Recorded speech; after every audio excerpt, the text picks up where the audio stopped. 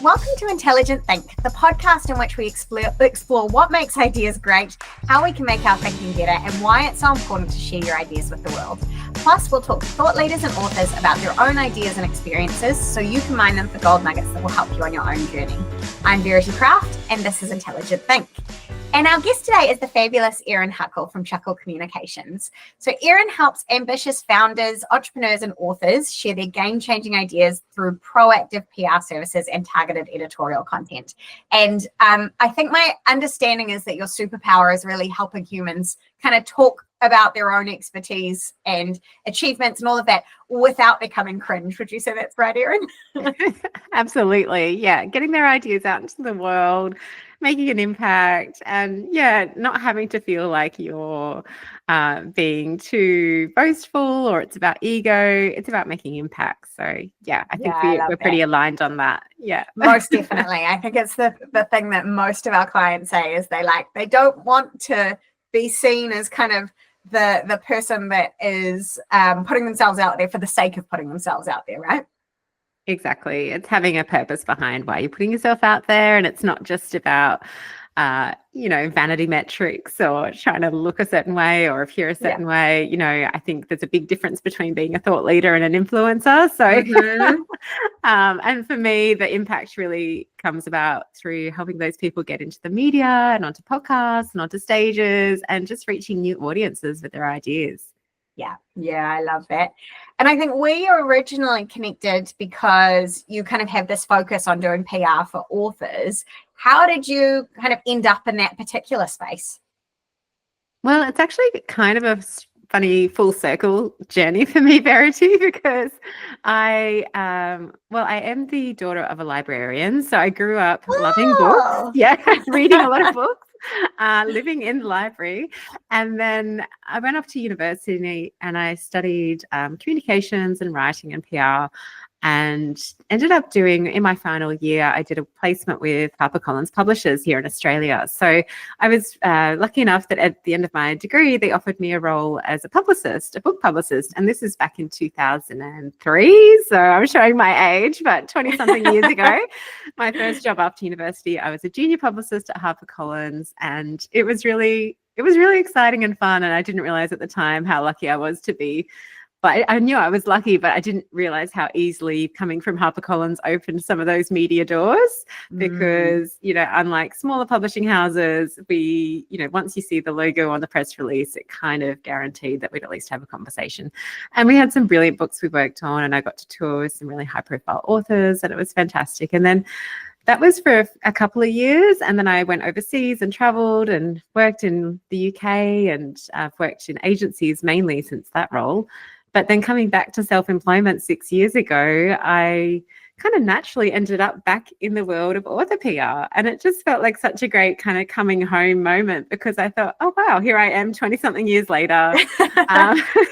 Lots has changed. The publishing world has changed a lot. The media landscape has changed dramatically. I mean, we used to still send out media releases in the post back in 2003. Oh, my God. And our biggest hack, like the hack that our PR director had, was that we would print our media releases on coloured paper so that they would stand out on the desks of the journalists. We did have emails and things, but obviously things have changed a lot since then. But it feels really exciting to be back now. And I love that it's opened up so that, it's a lot more democratized, I guess, in terms of people being able to publish books and share their ideas and their expertise. It used to be that you either self-published or went through a major publishing house, and those are, really hard to get onto the books of. And self-publishing in 2003 definitely wasn't what it is today. It was a completely different beast. So it's exciting. Yeah. I feel as though self-publishing back in the day was kind of the embarrassing cousin, right? Like it was something that you only did if you had no other option and people just assumed that it was a bad book. Whereas now it's like, actually there's massive benefits to self-publishing and you can make it just as good as, one that's traditionally published. So it's really interesting to see how that whole perception as well as the industry itself has changed. Yeah, it's so different now. Like I think often you would struggle to tell the difference between a self-published book and a traditionally published book because they look so good. They're done, if they're done well, they're just as well done. But I think in many ways, self-publishing can give you even more benefits because you get to hold on to the rights of your own work, and you can really own your story in a different way. So I love that things have changed, and it's not just about, I look back at the kinds of books we were working on and they were brilliant, but it was pretty much you had to either be a celebrity or a sports star or a best-selling fiction author to really get in the door there. So I love that there are so many other ways to market now. Yeah. What about, so when you're doing PR now, that, as you say, the media landscape has changed hugely over 20 years. Like, I'm not as familiar with it in Australia, but certainly in New Zealand, I mean, we hardly have any of the media outlets that we used to have, 20 years ago. How has that impacted the way that you approach PR when it comes to particularly books, but in general? Yeah, it's changed. It's changed it a lot. So when I think about 20-something years ago, probably similar to New Zealand, it was a lot more print-based. We had a lot of print magazines, newspapers were really, like, the readership was really high. There were lots of supplements and things. Our focus was on getting into print media and onto radio and TV. So those sort of more traditional channels of media were sort of the priority. And then I guess now it's this whole new digital landscape. The most read places are usually online rather than in print, in terms of audience. But also you've got this huge podcasting landscape which didn't exist 20 years ago. And I find that so exciting because you can be an expert with, even if you've got a really niche area of expertise, there are guaranteed to be podcasts out there that speak about that, So I think that's really exciting because you can get your message out through so many different channels now. You're not just limited to, being on the radio or getting into the paper. There are so many other ways. But another thing that I've noticed has been a really big change, and I think it's a combination of the 24/7 news cycle and online news, paired with scaling back newsrooms and teams so that there are less journalists and editors expected to produce more content, a lot more contributed articles. And, a lot of the time now when I'm working on a campaign with an author, there will be occasions that they'll do interviews, obviously with podcasts, but some publications will still interview the author to write an article in-house. But most of the time they're asking for either an extract from the book, or could the author write an op-ed for them on a topic related to the book? So there's a lot more of that kind of contributed content, which I think is kind of a good and bad thing. Like, it's great because you can say, check out my article in Forbes. Like, that's amazing. But it's also a lot more work for the author because you've already written your 50,000 or 100,000 words or whatever it is. And then you've got me saying, oh, and hi, I need another 10 articles and they're 800 words each. And here are the topics. And they're saying, oh gosh, I'm still writing. So there's a lot more, I guess, work involved, but it also means there are more opportunities. Which is quite cool because I feel like there's a real perception, and maybe this isn't true, but I feel as though there's this perception that actually it's much harder to get media coverage these days. Is that a general kind of myth that's pervasive, or like what are the things that people think about PR that maybe aren't so true now? Well, I think the market is more crowded. Going back to what we said, there are more ways to get a book published now. So I think back in the day when we were putting out press releases about books, there wouldn't be anywhere near as many books coming out each month. So, the market has gotten a lot more competitive in terms of that regard. But so it can be really competitive. But I think if you've got, expertise and good ideas, there is still great opportunity to get featured. Obviously, it helps if your topic is particularly newsworthy and topical. Like, I've just been working on an AI book, and obviously AI is very topical as we're recording this in 2025. So because it's very of the moment, we've had some great success with that book because that author has a really interesting perspective on AI, and her book is really powerful, and it's really helped us get some traction with the media. But I do think that it is a bit of a myth that it's like, it is hard, but it's not impossible. And I think it just comes down to managing your expectations as well. So if your goal is to get onto a national TV show and get into a national newspaper and get into print magazines, again, it's not impossible, but that's pretty hard because those producers and editors are getting, sometimes 1,000 emails a day, like in terms of pictures, like they're just drowning in pictures from PR people like me. Sorry, producers and editors. So, it's definitely a doable, and it's great to, it's a big win when we do get the authors onto those national platforms. But I think thinking about your expectations slightly differently too. So if you have, like I said before, if you have quite niche expertise, or maybe you're really only trying to talk to a certain type of reader, and I think that's where the strategy work that they would do with you in those early days of planning the book would really help the PR consultant at the other end, because it's like, okay, well, we know who your audience is. We know who you're trying to reach. Are they watching TV, breakfast TV? If not, yes, we can send a pitch, but let's not focus our efforts somewhere that they're probably not going to be watching anyway. Let's maybe focus instead on the kinds of online outlets or podcasts that they're reading and listening to. So yeah, I think it's really sort of understanding your audience helps a lot, and it helps you with your success too, because you can be quite targeted. Yeah, and I think a lot of times people get caught up in kind of the vanity of like, oh, I was on this thing, and equating the name, and that's great. Like, it does add some credibility and reputation and things. But I think for most people, particularly the authors that we work with, when you actually go back to the strategy, the goal is not to sell hundreds of thousands of copies. Like, the goal is to have an impact and to grow their business. And so you're far better off trying to find where your audience is and getting in front of those, even if they're smaller platforms, as you say, niche podcasts. You and I both have them. There's a niche podcast for everything. But even if that audience is smaller, if it's the right audience who are then getting in front of your book, that's so much more valuable to your business and to what you're trying to achieve than just being out somewhere on one of the big platforms for the sake of it. Yeah. I mean, it is powerful to have those big logos on your, on your as featured in.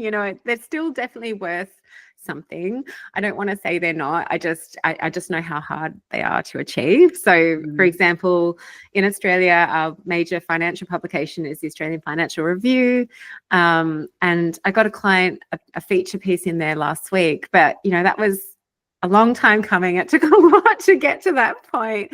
And for her, she's so excited now to be able to put that logo on her proposals and things, because she's working with organizations who would see, they're not necessarily going to maybe read the article, but just to see that she's been, featured by that kind of reputable publication carries a lot of weight.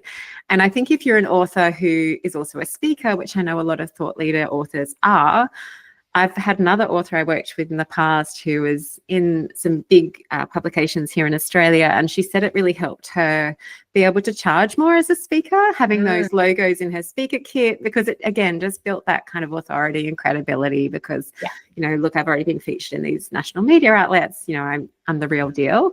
But yeah, like I said, I don't think you can't put all your eggs in those baskets though. And it's those niche audiences are really important. And it's not just the media outlets. Like, there are so many channels now for authors, things like, depending on your audience, but things like online business groups that run workshops and webinars for their members. Some of those groups have got thousands of members, and if you can do a lunch and learn with them, and it's they're a relevant audience to your topic, that can be really powerful. So it's kind of thinking a bit more creatively as well about what is PR, what is marketing, how is this actually going to help you reach your audience. Yeah, and going back to that strategy, I remember we had a client who we didn't actually help him with his book, but he came to us afterwards because he was like, I feel as though I missed a stage before I wrote my book to get the strategy right. And it was exactly that. He had like all these pages and pages of ideas of marketing, which I suspect had probably come from AI or something like that. Different things that you could do to sell the book. But actually, when we went back to what the strategy was, it created all of these other ideas for actually like, yeah, you could do that, but probably it's going to be a bit of a waste of time.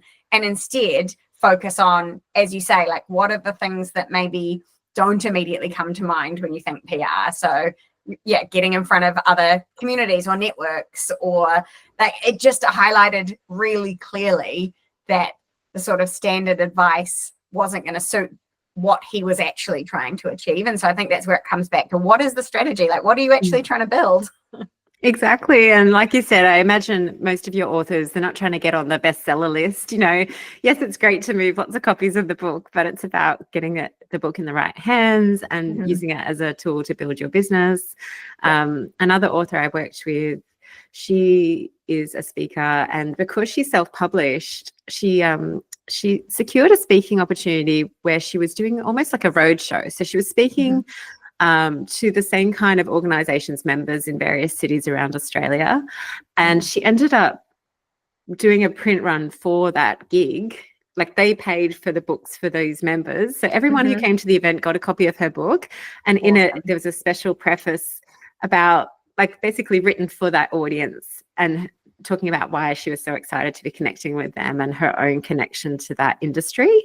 So it was really exciting. And I thought, you can't do that with traditional publishing. The fact that she could do that as a self-published author, I was like, that's so powerful. So yeah, it's you can be quite creative. Yeah. Yeah, I love that. When it comes to PR for kind of thought leaders and speakers and things, how much of it is about kind of the idea or issue, like you mentioned your client who is writing about AI right now, and how much of it kind of comes down to who you are as a person and your personal brand or personal story? Like, do you find that there's a sweet spot? We have clients who go, I don't want to put anything of myself out there. I just want the ideas to speak for themselves. And it's like, actually, you probably need a bit of a mix. When it comes to PR, is there a right balance to strike between how much of yourself you put out there versus the idea?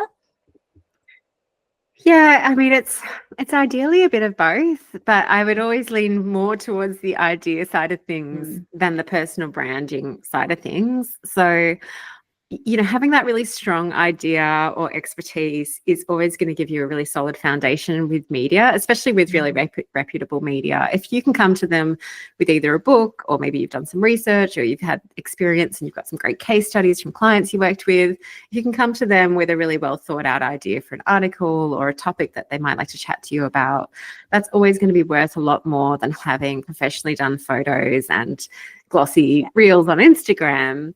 But all that to say, I do find it's helpful to at least have those foundations done. So I think, you don't have to do the full lifestyle shoot with you looking casual at your computer with a cup of coffee or whatever it might be, but you do need at least one photo that you're quite happy to be used.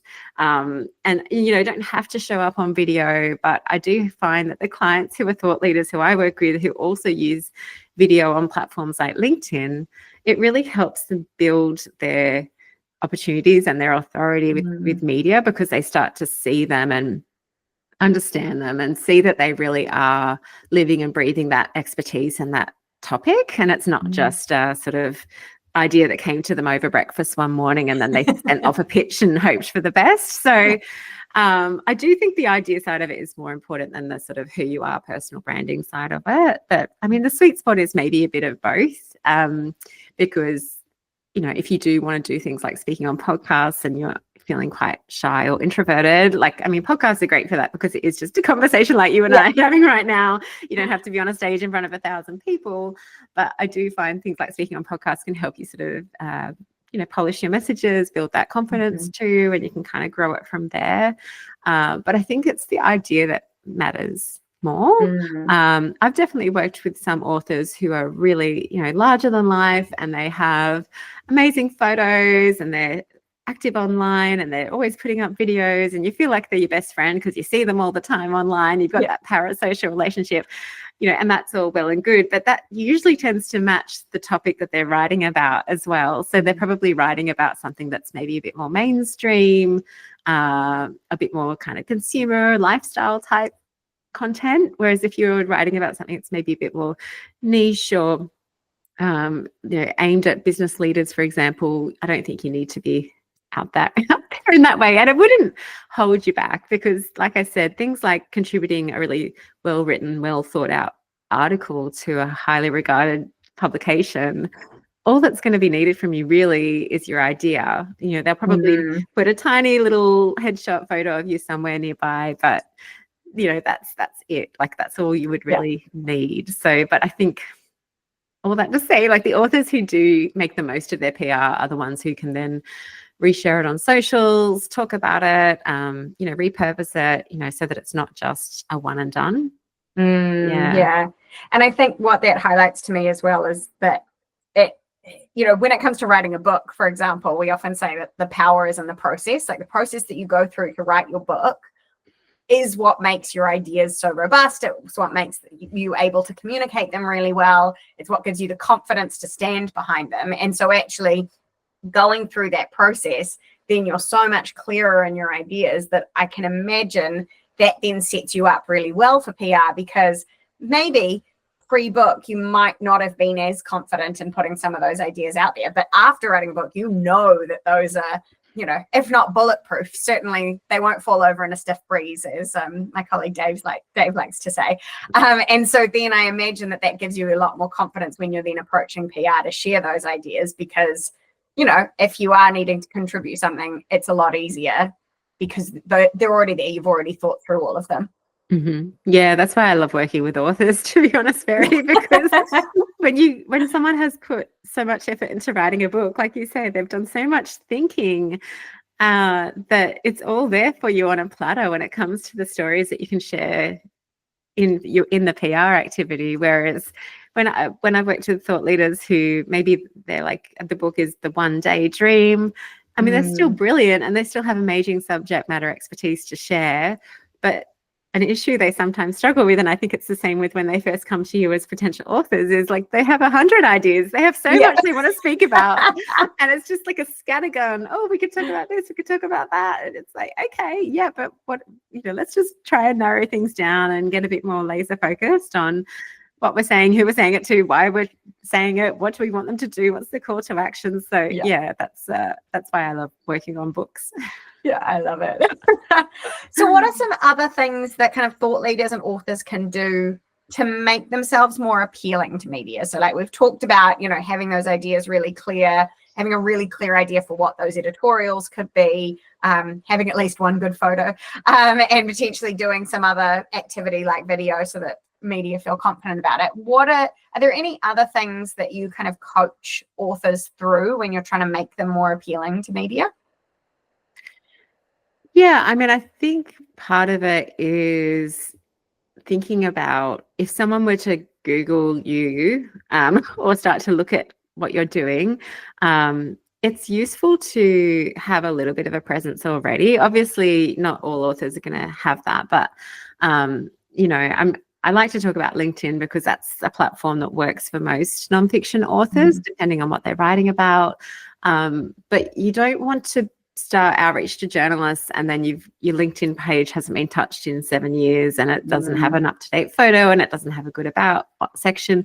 And again, you don't have to be showing up and posting on there all the time, but you at least need to have an up-to-date profile so that if they're looking at who you are, they can kind of get a good steer on who you are, what you do.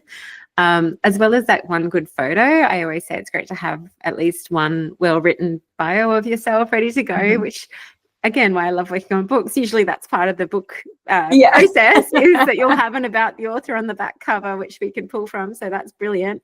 But sometimes we like to tweak that for media outreach too. So, you can inject a bit of personality into it. You can inject something into it about, whether it's award wins or whether it's some kind of quirky hobby you have that people might not be aware of. You can be a bit more playful with it depending on who the journalist is, but having that bio ready to go is great.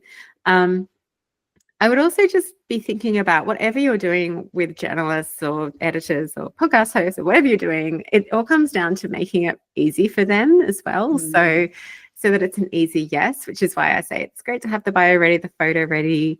If you're going to be contacting them and saying, hey, I'd love to come on your podcast or I'd love to write an article for you, you always need to be thinking about what's in it for their audience, and really frame it that way when you send the pitch through as well. So it's not just about self-promotion for your book, because if it's just a purely promotional piece about your book, then they'll send you off to their advertising department because that's where you'll end up. But if you are like offering something that has value to their readers editorially, like it's going to help them in some way, educate them, inspire them, inform them, that is where you can get great traction. So it's always thinking about like what's in it for that audience. That can help make it easy for media to say yes, because it shows that you've thought about what's in it for them and what's in it for their readers.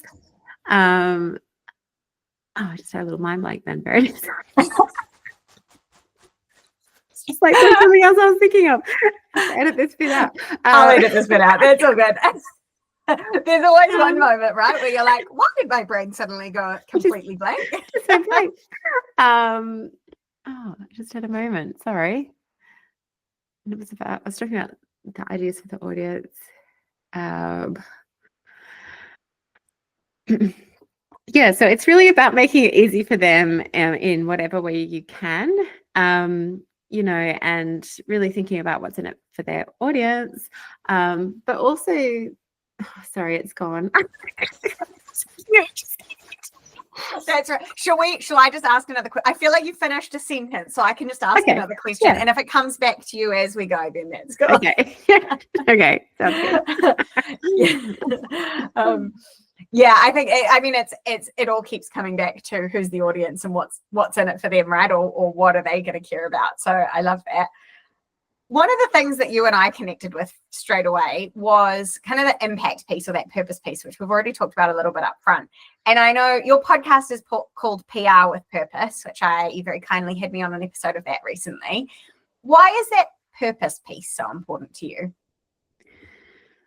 Look, I realized a long time ago that for me to do my best work as a PR consultant or a publicist, I need to really believe in what I'm spruiking. So, I've been in PR for 20-something years now, and over that time, I've definitely worked with clients who maybe weren't the best values alignment because I was employed by someone else, and I was, an employee at an agency, for example. So I just had to do whatever clients landed on my desk. But for me, now that I work for myself and I get to choose who I say yes to and who I say no to, I've realized that for me to get great PR results, I need to really believe in the why behind what we're doing and the impact that we're trying to have and the purpose behind what we're doing. And I feel so lucky and privileged that most of the people I've worked with have fit that brief. But I also really care about getting more diversity into the voices that we're seeing in the media and diversity of opinions and ideas. I'm sure it's the same in New Zealand, but here in Australia, traditionally, it's always been a very sort of certain class and gender and skin color and educational background type of person who is featured in the media and given that airtime.